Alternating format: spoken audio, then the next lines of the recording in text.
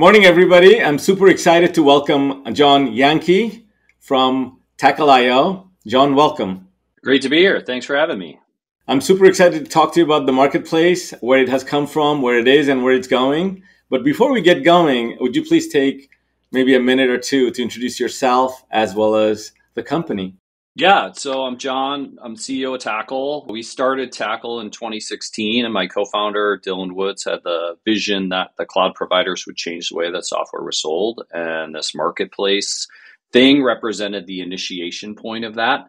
And we started to experiment with that value proposition. We grew up really like in enterprise B2B emerging technology sales and pre-sales. Dylan and I were both SEs early in our career. And I think a lot of that SE mindset like still lives in us today. And, so Dylan started to play around with what could it mean to start to make the marketplace movement come to life. And we landed on the value proposition of making it easier for ISVs to start to list and sell through these cloud marketplaces. And at that time, it was really AWS only, but we always thought this would be a multi-channel e-commerce value proposition. Like sellers would want to sell where their buyers want to buy, and no one cloud rules them all. So, and typically when a new service comes online, all the other clouds will follow suit. So that actually played out from 2016 to 2019 as Microsoft and Google both followed suit with what AWS was doing with Marketplace. And then, the problems just continued to get more complicated as we've seen, our very first customer was New Relic. And New Relic was like, hey, I've been monkeying around with this marketplace thing for a while, and it's way harder than we want it to be. Can you help us? Like what you guys are doing really resonates. And we were able to help them go on to build a really material channel with AWS. And like from the success of our customers, we found new problems.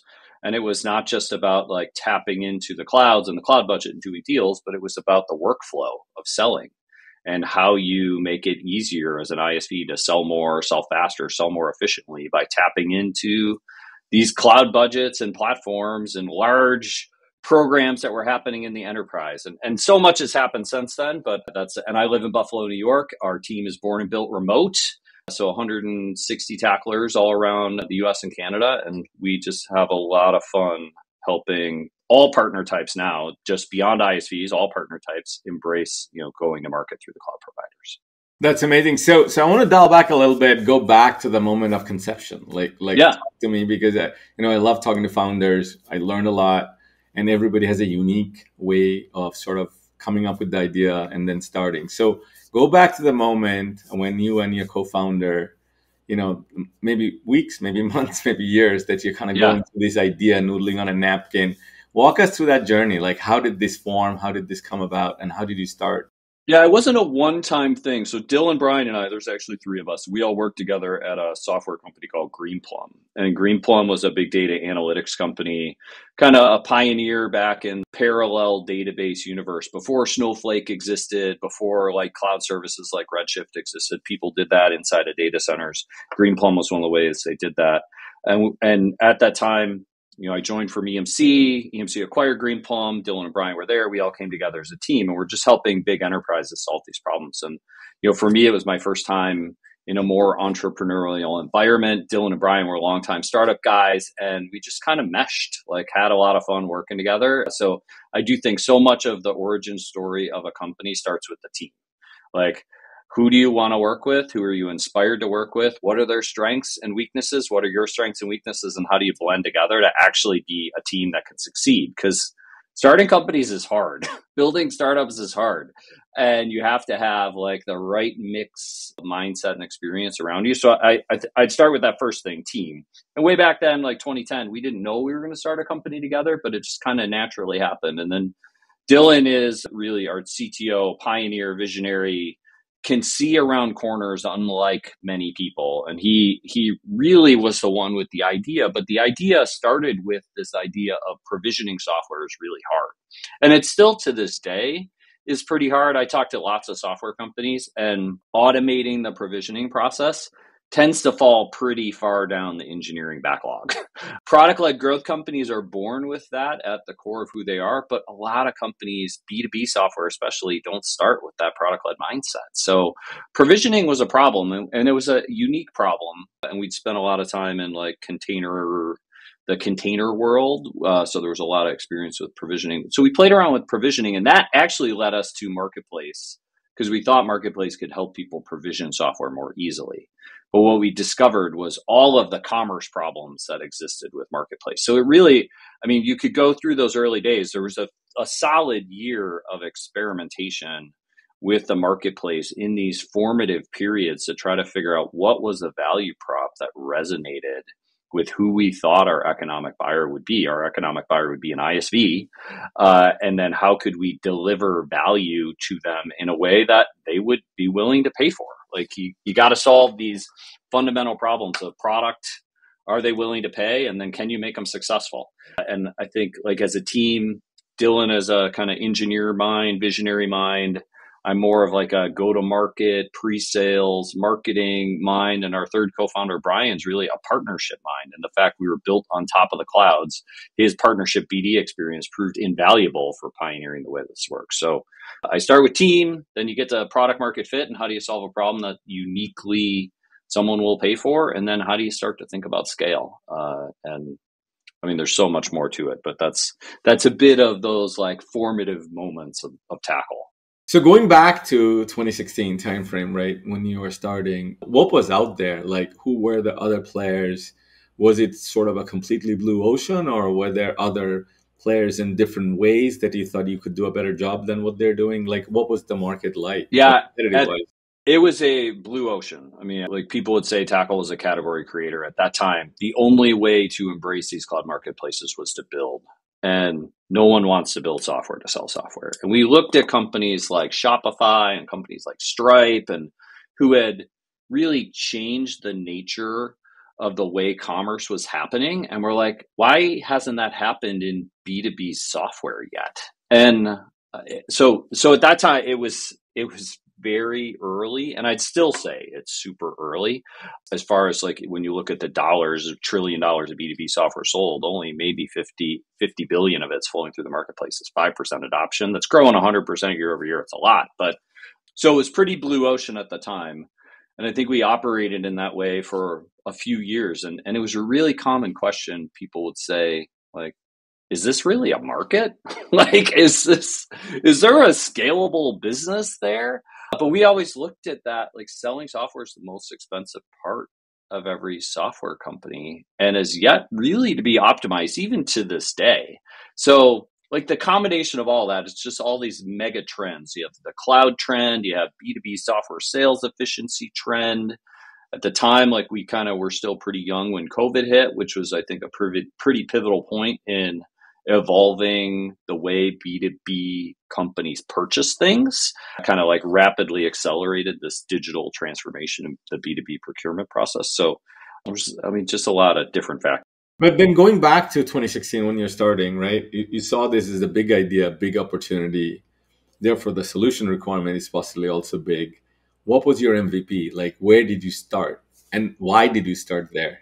Yeah, we originally, our first version of our website had a multi-cloud commerce solution image on it, but we actually because Microsoft and Google did not have the primitives to enable this to work yet. AWS was the only one that had the primitives. And we're like, we're going to downscope and focus on, can we help an ISV list and sell through AWS Marketplace? And that was our original MVP. And in reality, the API landscape that exists today didn't exist at all. Like there was a lot of manual work or really creative engineering work we had to do around the problem in order to get that automation to work.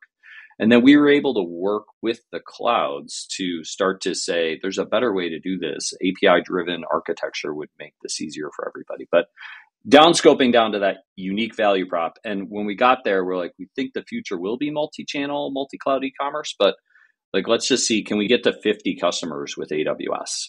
And we were able to go, like, there's kind of this, Jason Lemkin talks about this, like 0 to 1, 1 to 10, 10 to 100 phenomenon. And we were like, okay, can we get to 0 to 1? We were able to get to 1. And then we're like, can we make that repeatable with AWS and the core value prop delivered as SaaS? We're able to do that 10 times.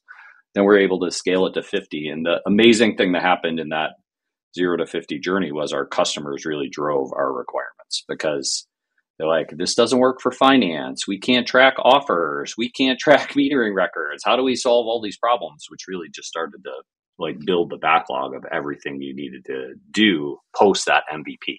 So let's come now. So if you took your solution today, how would you sort of break it up and put together maybe different pieces that create that solution that you had in mind versus what you have today?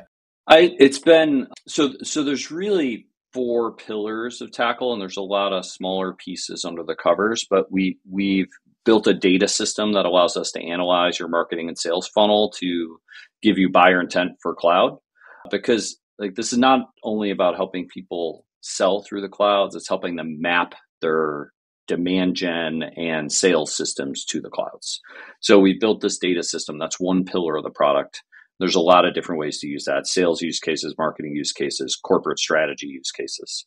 The second pillar of the product centers around co-sell automation, because what every partner of the clouds want are leads. And the way you get leads are building a co-sell machine with them. And there's a lot under the covers of co-sell machine, but you can look at that co-sell machine and say there's automation between it that connects your sellers and the cloud provider sellers together to deliver joint value to your joint customer. The third part is all the marketplace automation work that we've done. And that's continued to balloon in complexity as there's more business models than ever. There's more product types than ever. The marketplaces used to be this one kind of thing. Now they've broken down into many different services that you have to solve for. So we see those being data, co-sell, marketplace. It's really part of the same workflow from your pipeline all the way to how you transact business. And then we manifest the experience around that inside of Tackle, which is a really easy way for people to get started. It's a web app experience, SaaS, and then also inside of Salesforce, which is where most of our at-scale sellers want to put these capabilities at the fingertips of their reps. So that means you have to show up in the systems that matter to them. For most of our customers, that ends up being Salesforce. So those are the kind of anchor components of the product. And there's also this unique thing. We started as a partner, alliance leaders were our customers for a long time. But now this really is a multi-persona problem. It's alliance leaders, it's RevOps leaders, it's sales leaders, marketing leaders, product leaders. So there's 5 different personas we interact with on a regular basis. So there's components of the product that support all those different personas. That's quite amazing. So if we go through those pillars, I'll throw out a few names just to get a sense. So when you look on the data piece, do you overlap with someone like Crossbeam, or do you work with Crossbeam? Then when you come into co-sell, do you overlap with Workspan or PartnerTap, or do you sort of compete with them? How does it lay out in the overall landscape? Yeah, it's interesting because the go-to-market landscape, I would say, exploded through the early 2020 phase. And a lot of our customers use a lot of different pieces at different times. So specifically to the one, Crossbeam we see as complementary. We have a lot of customers who use Crossbeam for kind of mapping between partners in a way that's complementary to Tackle. So I just view them as another layer in the go-to-market system stack. Workspan specifically focuses on co-sell. They do co-sell in a couple different ways, but their components with cloud co-sell do overlap with us. We think we're pretty unique in the way we unify that entire experience between data, marketplace, and co-sell. It's not, co-selling is not the outcome. The outcome is helping your buyer buy. So when you link, we see co-sell and marketplace as 2 sides of the same coin. So there's some competitive overlap there, but we also see we're kind of approaching it in a pretty unique way. PartnerTap, we also see as complementary. Their ideal customer profile is a little different than our ideal customer profile, and I think they've had good success, and we don't run into them from a competitive standpoint at all. So we're still, I don't think this problem is totally solved. I think we're still in the early days, and again, you think about it's the migration of infrastructure to the cloud. And you think about how long that's taken, that's been happening. 2006 was when the first AWS service came out. So we're 19 years into cloud migration. And people would say we're maybe 30% migrated. I mean, we're probably 5% migrated of B2B software contracts to the cloud. And that is growing. Like that 100% plus number is a validated number, both from our data and the cloud providers. So that is growing fast. But I think there's a lot still to come. So what about someone like Partner Stack? Like they have a marketplace. I think they also have listing services. Are they different or similar to you? Partner Stack focuses more on demand gen.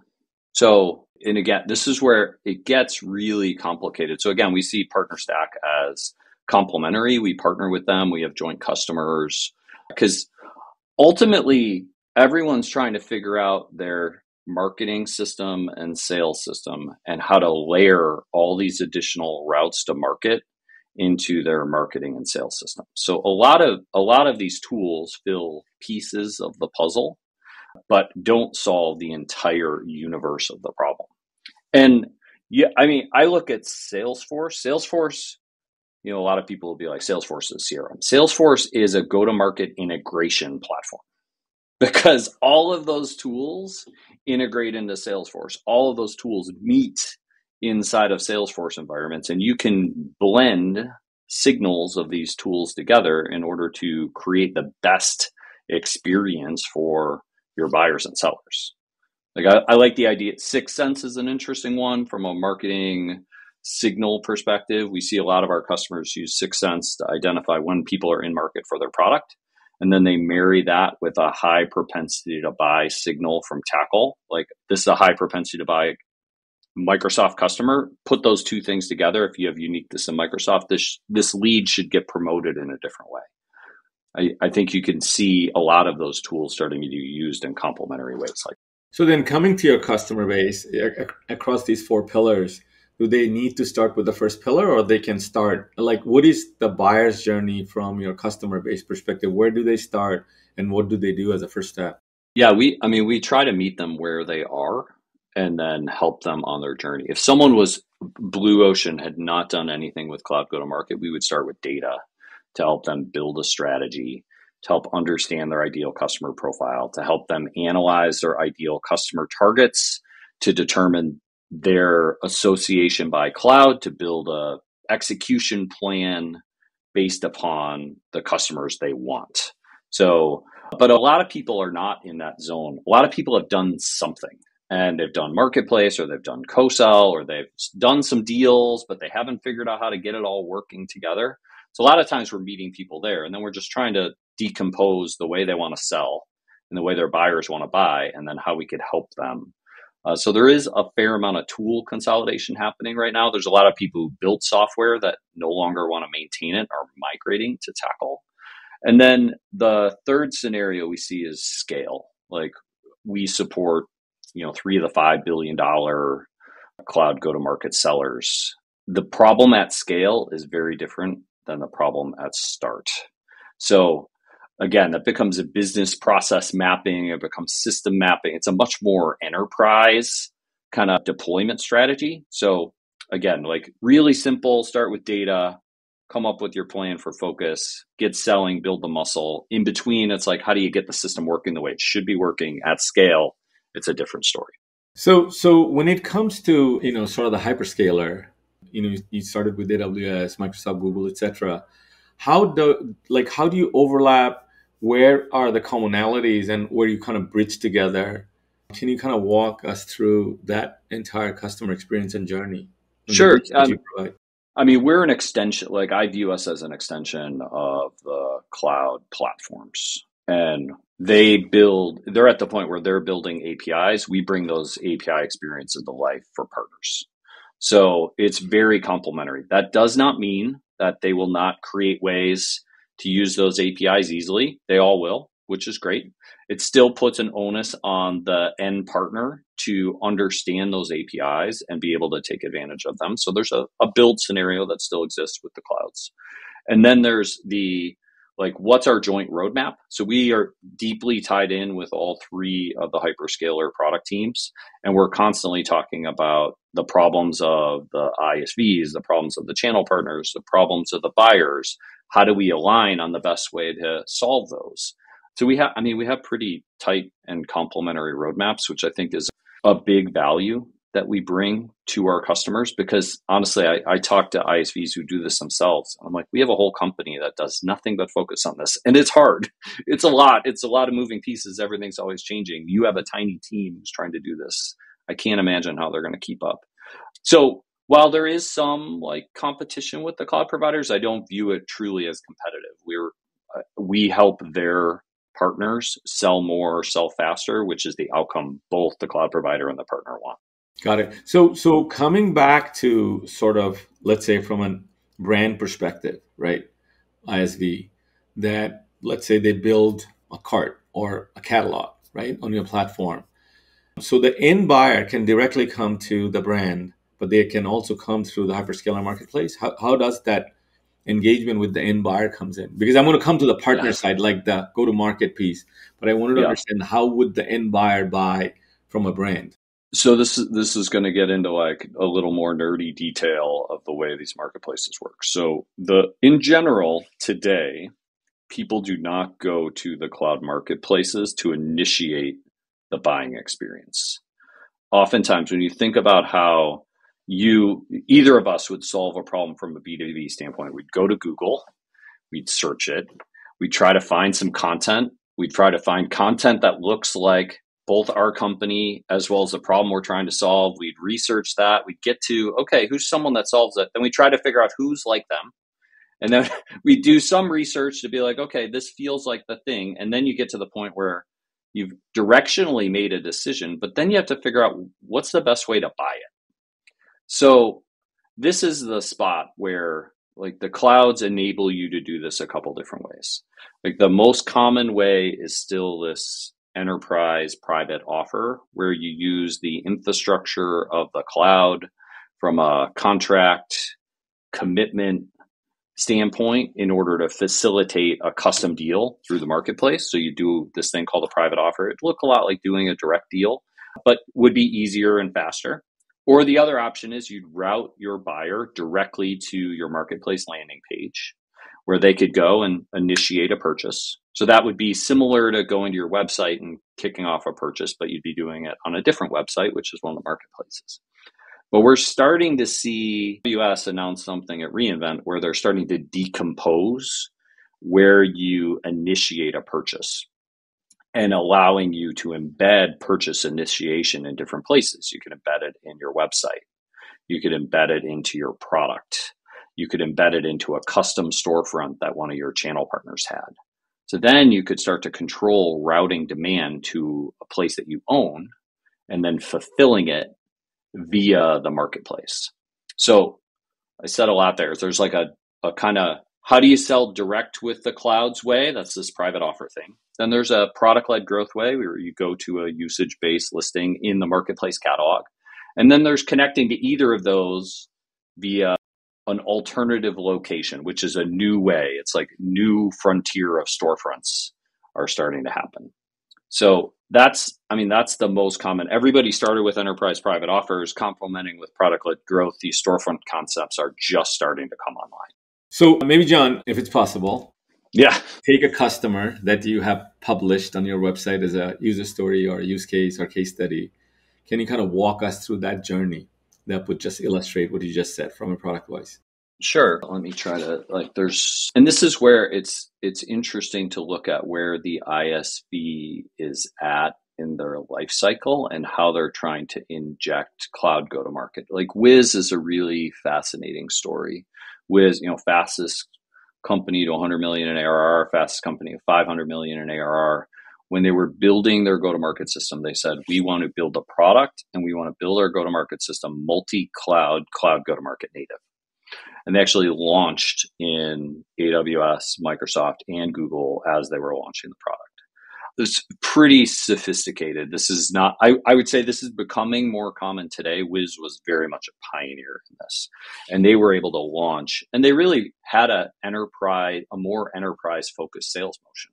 So they focused on that enterprise private offer motion as a way to do it, but they did it across the 3 hyperscalers. And then as they built their go-to-market team, they built their go-to-market team with cloud in mind. So cloud was their default route to market. And then they layered channel on top of it because security has a pretty high density of channel partners that are really successful, own buyers, own relationships. So they layered channel on top of cloud. So, and that journey became foundational to the way they built the company. And we typically think about maturity from a percentage of revenue flowing through these cloud marketplaces. Like you're in the formative days when you're in this like 0 to 5% of your revenue flowing through the cloud channels. You're starting to scale when you're in like the 5 to 10% range. You're scaling when you're going from 10 to 20. You're at scale when you're past 20. Companies like Wiz are far beyond that because they built the system cloud go-to-market marketplace native. CrowdStrike's a really interesting story. CrowdStrike, actually, we met CrowdStrike in 2016 when we were just 3 people thinking about a problem. And they're like, hey, how could we bet our cloud go-to-market on this 3-person company? We love what you guys are doing. Let's stay in touch. And they went off to be an incredibly successful. Daniel Bernard, actually Chief Business Officer at CrowdStrike today, just published they did $1 billion last year through AWS Marketplace. This was just on LinkedIn before we were recording this, which is incredible. Like 2016, we met, we talked to them. They went and built this successful business. They ended up in 2020 running into some resistance from an operations standpoint because they just didn't have the level of automation they needed to continue to grow at the pace that we're growing. And that's when they came back to us. We're like, hey, where are you guys at? How is this working? And we're able to work with CrowdStrike to migrate over to Tackle, to take ownership of their go-to-market, to eliminate all of the friction that existed in their system when you think about those multiple personas, how reps use this system, how RevOps uses it, how alliances use it. And they've been a rapidly growing customer ever since. And then I love the earlier startup stories, like how, and I'm trying to think of, a lot of times the conversations with startups these days tends to be like Eclipsys is a security startup, and it tends to be helping them just figure out where they want to focus because they have so much, there's so many companies they could sell to, and how do you distill that down? And I actually think cloud becomes a really easy way to focus. Where's your product built? Who wants to use it? And how can you use the cloud to kind of go through those early stages of growth, like the 0 to 1, 1 to 10 phase? And we see you need to have product market fit. You need to have a clear definition of how your product works. But we see more and more startups saying that one of the clouds will be our first channel as we build our go-to-market systems. So let's double click on that word channel, right? It's in the last mile. So you figured out you're on, Tackle, you're distributed through maybe one or multi-cloud environment. I want to build a partner ecosystem, right? Like strategize, onboard, enable, co-market, co-sell, incentivize, accelerate the whole partner ops framework, right? So how do you play in that last mile? Do you bring a partner ecosystem to the brand? Do you have partners who are going out with your portfolio of brands? Like, talk to us about that last mile. How is it? It's super interesting because like using a couple of those examples, like the Wiz and CrowdStrikes, as they were successful with cloud, and then they're building their channel or trying to align their cloud go-to-market system with their channel. There was friction, and they, like AWS and Microsoft and Google, all have ways to connect the dots between their channels and the marketplaces now. Those are programs like CPPO, MPO. Google has a program around this that they announced late last year. But that caused new challenges for the ISV to be like, how do I actually execute on deals with this additional party in mind? And we were able to work with the cloud providers and the ISVs in order to make that experience of creating a partner offer through the marketplace with the ISV easier. So again, we kind of were laser focused on ISVs for a long time. And then we thought about how do we make the ISVs experience with their channel partners easier. That was really where we started. Now, where things are going, you listen to the leaders of the partner orgs at the clouds. I'll, quote Ruba Borno from AWS. And she's like, we pioneered this marketplace and co-sell thing with ISVs, but we want that to be the way that we partner with all partner types. So there's a lot of focus in how do they bring the learnings from ISVs to other channel partner types, which is starting to open up this idea that there'll be more sellers. Like, how will channel partners sell on behalf of ISV through the clouds? How will they take advantage of that? And there's a bunch of complexity in there. So we see ways to use all of our primitives like data, co-sell, marketplace, Salesforce with that new partner type, channel partner distribution system integrator, specifically. The third area that we're focused is data, and how can we use data, the data we've seen, the models we've built, in order to help channel partners figure out where to focus, similar to how ISVs distill down their ICP to focus that by cloud. How can we use our data to complement those channels? Where I think that data could help people select some partners that could be useful. But I think there is this huge world where you play, like PRM, because channel partner programs at scale are next level complicated. There's so many, there's so much, there's international, there's enablement, there's all these things that have to happen to build a robust and dynamic channel partner ecosystem. I actually think like continuing to connect the dots between what's happening with cloud go-to-market and what needs to happen with partners to help these partners continue to grow is a huge opportunity. So let's go back a little bit to that last mile. What type of partners are in this go-to-market last mile? Are they MSPs? Are they SIs? Are they individual consultants? Are they warehouses like CDWs and others? Like, who are these people? Yeah, I mean, all of the above. I would say less so on the solopreneur, like individual style channel partners. MSP is a bigger movement. We see like the MSP marketplaces, someone like Pax8, they do a lot with the MSPs that's somewhat disconnected from the clouds, but there's some movement happening there. I think MSPs become more important to all the cloud providers. AWS announced an MSP program at reInvent last year, where the single biggest density of partners are the partners who are focused on enterprise companies, like say mid-market to enterprise companies who have a portfolio of products that they support and a portfolio of services around those products. You could think like Optiv, Presidio, like those big partners. That's where the lion's share of partner activity has happened. And now that's rolling international, like who are those players that are happening internationally? And then that's starting to trickle down from there. And then coming back to sort of, if you look at the overall revenue velocity through your brands, right, without getting into names, do you see sort of a constellation of, big brands that drive most of the transaction? You have a long tail, both from a brand perspective as well as channel perspective, or how is your ecosystem? What's the composition of it? Yeah, so in the early days, there was a very strong concentration of ISVs who drove the lion's share of the dollars. You could say from like 2017 through 2021, that was the case. From 2021 to today, we've seen the success patterns get much clearer, and it become much easier for ISVs to build successful businesses in combination with the clouds. So we see the participation being far greater, and we see more and more ISVs moving through that like percentages of revenue phase where, again, 4 years ago, there were a lot of people in the 0 to 5.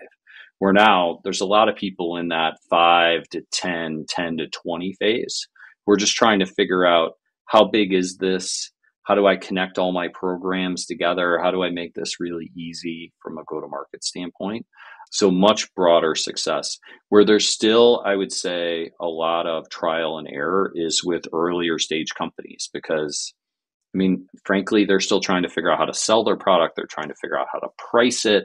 They're trying to figure out how to integrate this new like route to market into an early phase. We see a bunch of variation there, and a lot of people will try and fail, or they'll try and they won't actually commit anyone to own it, which is the most common scenario. And then they fail, and then they wonder why didn't this just work? People aren't just going to show up and buy your software. That's never going to happen. And it's been like we write the State of Cloud Go-to-Market report every year, and we've written it for the last 5 years, and it's been really fun to see the ecosystem mature. And a few of the predictions were like business applications are really coming online. We've seen, just in the last year, ServiceNow, Salesforce, Workday, like a lot of business application players take cloud go-to-market seriously. Where in the past, why would they wouldn't need this route to market. It wasn't necessary, but now their buyers are demanding it. And I think that's the biggest thing. Buyers are changing their behavior right now. This is making sense to them. Similar to how credit card points make sense to consumer buyers. It's like, if I spend my money this way, I get a benefit. Like I spend my money through the clouds, I get a benefit. It's obviously much more complicated than credit card points, but So let's kind of build that. Let's kind of look forward a little bit, right? So I saw a stat somewhere. I don't want to misquote, but I do remember the number. They said roughly there's somewhere between 300 and 400,000 ISVs today, and about half of them are listed on G2.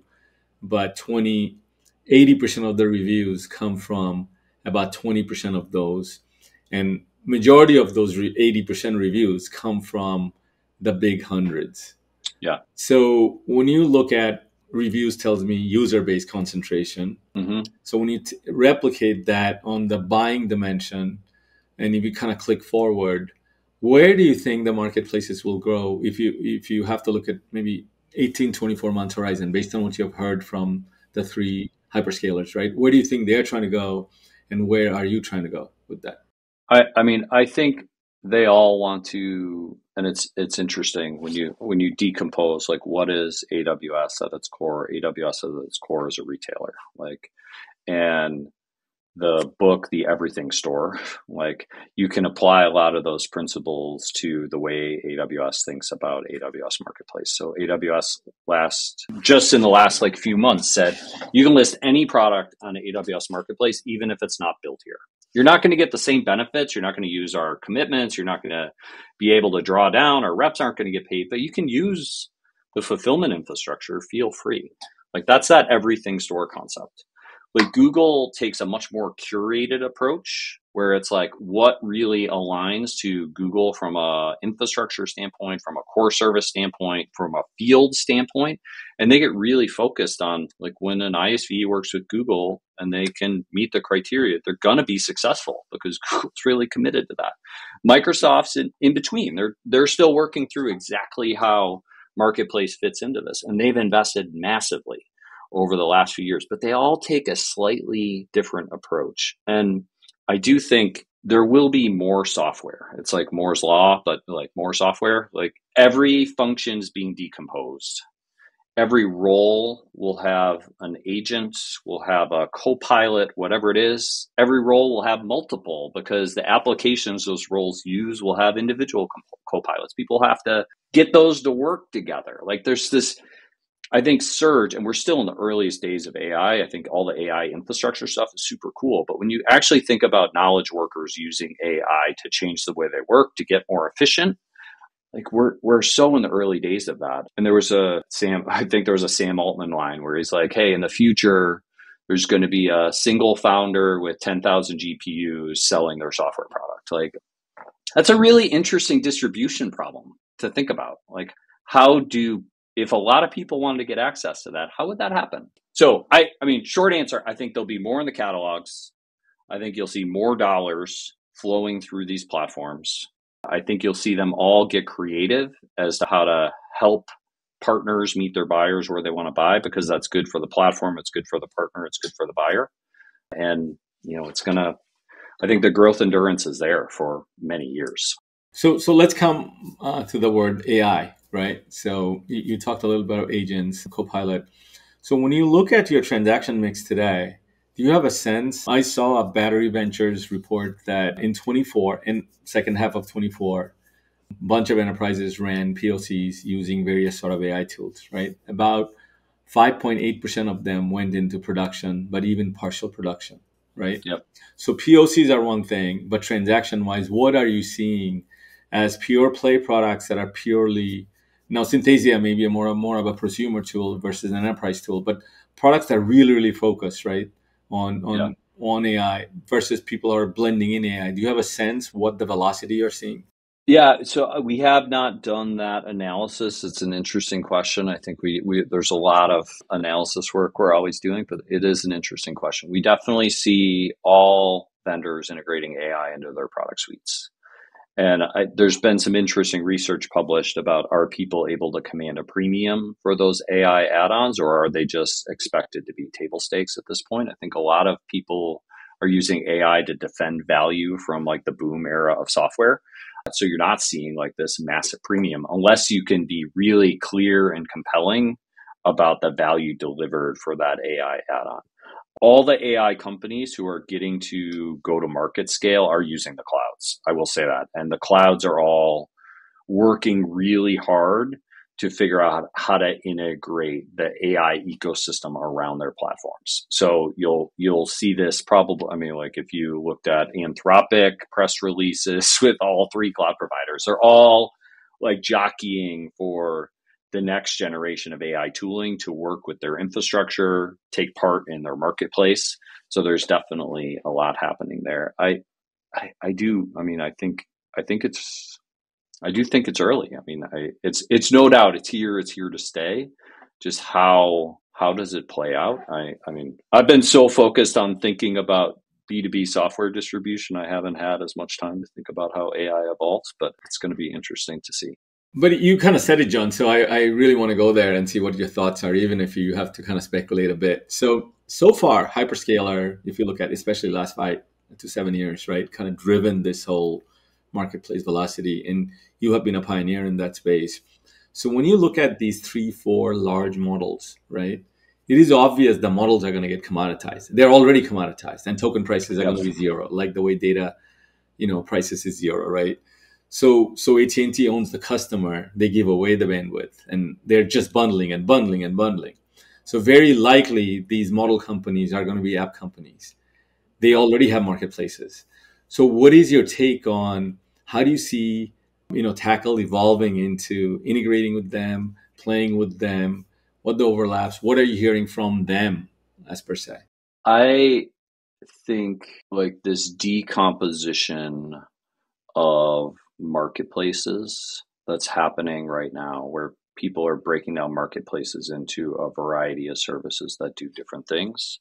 The distribution of those services into multiple places will change the way technology is adopted and more so purchased in the future. And I think the intersection with AI, like AI plus platform, will continue. I think it will follow a very standard trend of cloud go-to-market where people will buy AI along with their cloud infrastructure for a period of time. So I think it actually slots into the cloud go-to-market movement that happens today. The AI ecosystem, I think, is really interesting because it's not just likely going to be one thing.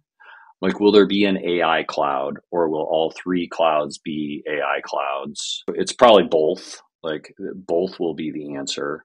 And then if there is a new cloud, how will they cross the chasm to be able to provide the services that these other cloud providers are able to do from a marketplace, co-sell, incentives for their buyers, incentives from their sellers' perspective? That's a huge hurdle. It's a massive investment that needs to happen. But I do think ecosystems, like you think about, no product is used in isolation anymore. Like even just going back to that RevOps conversation we had about Crossbeam and Tackle and Partner Stack and Partner Tap, and like a lot of times those get used in some sort of combination. I think that's going to be true for AI. Like a lot of these things will get used together, and that leads to this point of, well, how do you buy things when you're not just buying one thing? You actually need to buy 5 things in order to get it to work the way that you want. That like also falls into that decomposition of marketplace or integration of multiple solutions into single purchases, which are pretty new frontiers. I mean, outside the channel's been doing that forever. That's like where they made so much of their money was